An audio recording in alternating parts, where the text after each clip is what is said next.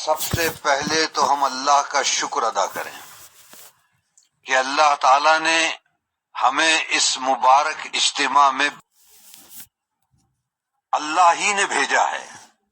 اللہ کے چاہنے سے ہم آئے ہیں، اللہ کے فضل و کرم سے ہم یہاں آئے ہیں، ہمارا کمال نہیں. اس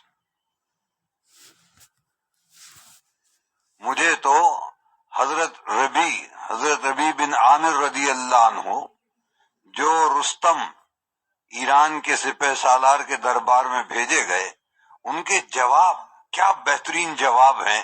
اللہ یعنی یہ اندر کی بات ہوتی ہے. اندر سے جب آدمی بنا ہوا ہوتا ہے تو وہ ظاہری حالات سے متاثر نہیں ہوتا. دنیا کی زیب و زینت، شان و شوکت اس کے اوپر اثر نہیں کرتی. رستم نے دربار سجایا تھا اپنا، جیسے سجاتے ہیں ہم دنیا دار بادشاہ وزیر وغیرہ، وہ سجایا تھا. انہوں نے اس کی طرف توجہ بھی نہیں دی. اور جب رستم نے ان سے پوچھا کہ تم کیوں آئے، تم یہاں کیوں آئے، تو انہوں نے فوراً جواب دیا، ہم نہیں آئے، اللہ نے بھیجا ہے، اللہ نے ہمیں بھیجا ہے.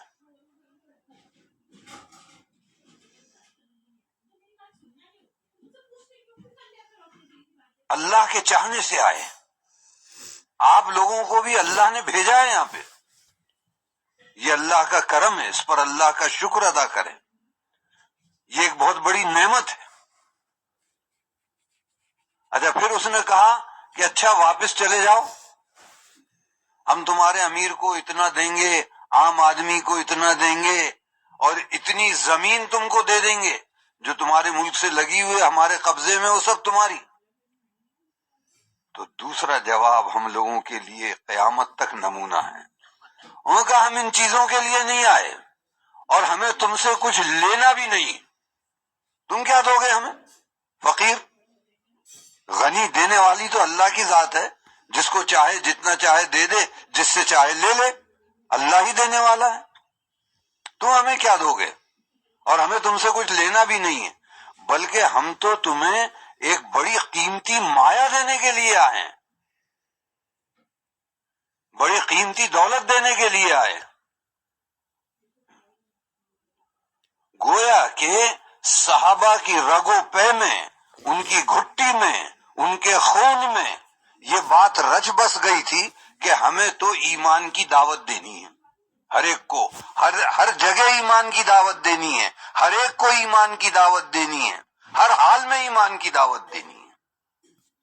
ہماری جماعتیں جا رہی ہیں نا، یہ جذبہ لے کے جائیں کہ ہمیں ہر حال میں، یہ نہیں کہ سر میں درد ہو گیا، پیٹ میں درد ہو گیا، امیر صاحب اجازت دے دو، یہ نہیں، تو بہت کمزوری کی بات ہے. ہمیں تو نیت یہ کرنی ہے کہ صحابہ کی طرح ہمارے اندر کے یہ جذبات بن جائیں کہ ہم دنیا کے گوشے گوشے میں یہ دعوت کو لے کے پہنچ جائیں. یہ ہمارا منصب ہے، یہ امت کا کام ہے، اسی کے لیے اس امت کو خیر امت کہا گیا ہے. اب کوئی نبی نہیں آئیں گے. ہمارے نبی پاک حضرت محمد مصطفیٰ صلی اللہ علیہ وسلم آخری نبی ہیں. آپ کے بعد کوئی نبی نہیں آئیں گے. اس لیے آپ نے اپنے کام کا ذمہ دار اپنی امت کے ہر فرد کو بنایا. ہر فرد کو، مرد ہو، عورت ہو، بچہ ہو، ہر ایک اس کا ذمہ دار ہے. چاہے اپنے مقام پر ہو، چاہے وہ اللہ کے راستے میں ہو، چاہے کسی سفر میں ہو، وہ اس کا ذمہ دار ہے.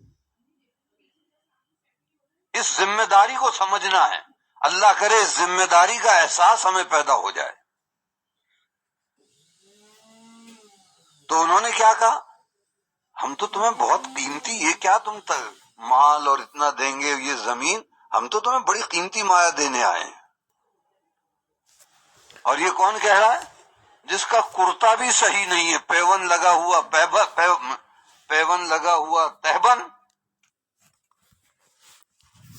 لنگی جس کو بولتے آپ، وہ، اور پیون لگا ہوا کرتا، وہ کہہ رہے ہیں. اور ٹٹو پہ بیٹھ کے آئے، خچر پہ، گھوڑا بھی نہیں ہے، وہ کہہ رہے ہیں. رستم نے پوچھا تم ہمیں کیا دو گے؟ تو انہوں نے کیا کہا؟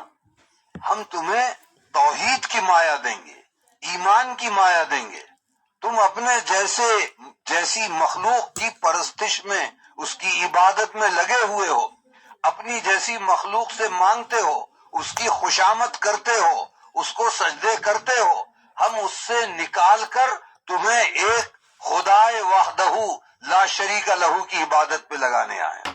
ایک اللہ کی عبادت جس کا کوئی شریک نہیں، تنہا تنہا ہے، جو کرتا ہے اپنی قدرت سے کرتا ہے، جس کو چاہتا ہے عزت دیتا ہے، جس کو چاہتا ہے ذلیل کرتا ہے۔ یہ مطلب تھا ان کا۔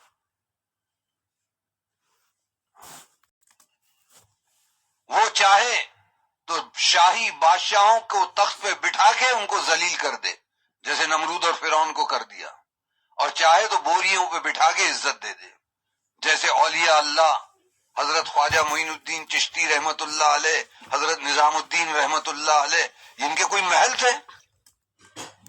یہ بوریا نشین تھے۔ یہ